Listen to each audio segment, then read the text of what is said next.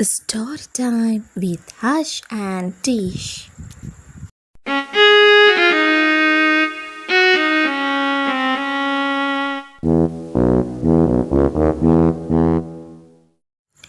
ආයු බොහෝ වේවා කියලා ප්‍රාර්ථනා කරනවා මගේ ආදරණීය පුංචි පොඩිත්තෝ හැමෝටම. ඉතින් පුංචි පොඩිත්තනේ ශෂීනන්දිගේ කතන්දර YouTube නාලිකාවේ ඔබ හමුවට ආපු ශෂීනන්දා අද ඉඳලා Hush and Tish Walk YouTube නාලිකාව ඔස්සේ ඔයාලට ලස්සන කතන්දර ගොඩක් කියලා දෙන්නයි සූදානම් වෙන්නේ. අති ඉස්සලාම ශෂීනන්දා වලට කියලා දෙන්න තෝරගත්තේ සිබිල් වෙද්දසිංහ නන්දගේ මල් රෙද්ද යන කතන්දරේ.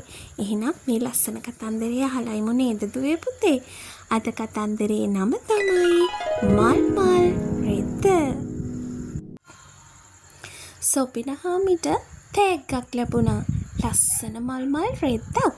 සොපිනහාමිට නිතර තෑගි ලැබෙන්නේ නැහැ. ඒ නිසා සොපිනහාමි මේ රෙද්දට බොහොම ආස කළා.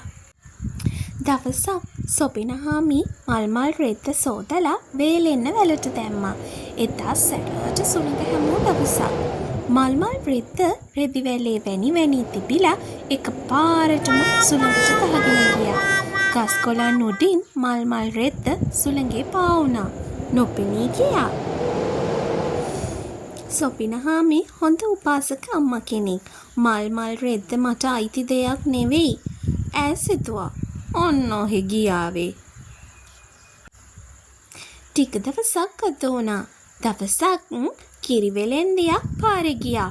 සොපිනහාමිගේ මල් රෙද්ද ඇඳගෙන. සොපිනහාමිට අහන්න බෑ එකවරම ඔය මගේ රෙද්ද නේද කියලා. ඒක වගේ රෙදි කොපමණ තියෙනවද? කොහොම වුණත් කිරිහටියක් ගන්න කියලා කිරිවෙලෙන්දියට කතා කළා. කිරිහට්ටියකුත් ගත්තා. ඔය රෙද්ද ලස්සනයි. සොපිනහාමි කීවා. මටත් ඔයම වගේ රෙද්දක් තිබුණා. ඒක හුළඟට ගහගෙන ගියා. එවිට කිරිවෙලෙන්දි කීවේ අනේ හාමිනේ සුළඟ ඇවිත් මේ රෙද්ද මගේ මිදුලට දැම්මා. මේ හාමිනේගේ රෙද්ද නම් අනේ මම ආපහු දෙන්නම්. කිරිවෙලෙන්දිය කීවා. මල් රෙද්ද ගලවලා තියලා කිරිවෙලෙන්දියට රෙද්ද පිටින් යන්න ගියා. සොපිනහාමි නැවත වරක් මල් රෙද්ද සේදුවා. වැලට දැම්මා. පුදුම එක මහත. එදත් මල් රෙද්ද සුළඟේ පාවුණා. නොපෙනී ගියා. ඔය නම් මට අයිති රෙද්දක් නෙවෙයි. ඔන්න ඔහි ගියාවේ කියලා සොපිනහාමි හිත හදාගත්තා. තවත් ටික දවසක් ගත වුණා. එදා හිරි පොද වැස්ස. පාරේ ගිය උදවිය රෙදි වලින් තුවා වලින් ඔලු ඔතාගෙනයි ගියේ. මේ අතරේ වයසක පිරිමි කෙනෙක් හැරමිටියකුත් බිම ඇන පාරේ ගියා. ඒ තැනැත්තගේ ඔළුවේ ඔතාගෙන තිබුණේ ලස්සන මල් රෙද්දකින්. මේ මගේ මල් රෙද්දමයි. සොපිනහාමි සිතුවා. ඒක නම් ආපසු ඉල්ලන්න බෑ. ඒ වයසකුන් දැතෙමේවි. මම ඔය රෙද්ද ආපසු ඉල්ලන්න ගත්තොත් කියලා සොපිනහාමි හිත හදාගත්තා.